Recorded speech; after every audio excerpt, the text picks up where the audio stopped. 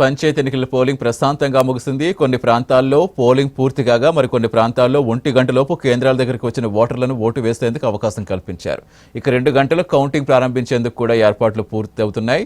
ఇక దీనికి సంబంధించి ఖమ్మం జిల్లా వ్యాప్తంగా పరిస్థితి వివరించేందుకు మా కరెస్పాండెంట్ నవీన్ అందుబాటులోకి వచ్చారు. నవీన్, ఉమ్మడి ఖమ్మం జిల్లా వ్యాప్తంగా పోలింగ్ ఎంత శాతం మేర నమోదైంది? కౌంటింగ్ ఏర్పాట్లు ఎలా సాగుతున్నాయి?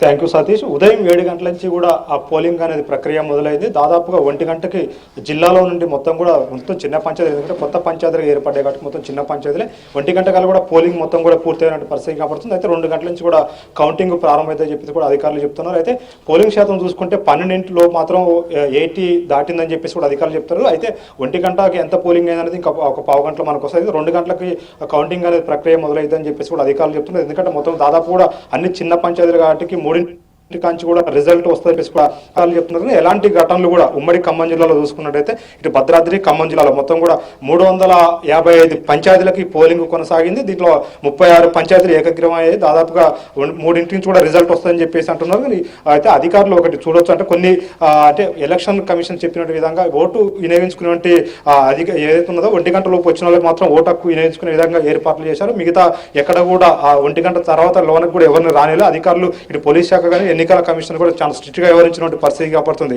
అంటే గొడవల విషయం చూసుకుంటే భద్రాద్రి కానీ ఖమ్మం జిల్లాలో కానీ ఎలాంటి గొడవలు కూడా చోటు చేసుకోలేదు. పోలింగ్ ప్రశాంతంగా కొనసాగిందని చెప్పేసి అధికారులు చెప్తున్నారు. అదే మావోయిస్టు ప్రాబల్యం ఉన్నటువంటి గుండాల కానీ కొంచెం ఇల్లందు ప్రాంతంలో పోలీసు కూడా భారీ బందోబస్తు ఉండడం అక్కడ పోలింగ్ కొనసాగించింది. మిగతా కూడా ఎక్కడ కూడా ఎలాంటి గొడవలు కూడా చోటు చేసుకోలేదు. అయితే దాదాపుగా మనకి 3 నుంచి రిజల్ట్ వస్తుందని చెప్పేసి కూడా అధికారులు చెప్తున్నారు.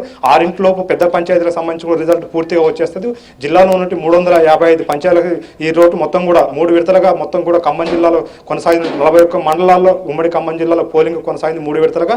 దాదాపు ఈ వాటితో మొత్తం కూడా పూర్తయ్యే అవకాశం ఉంది. Satish, right, thank you Naveen.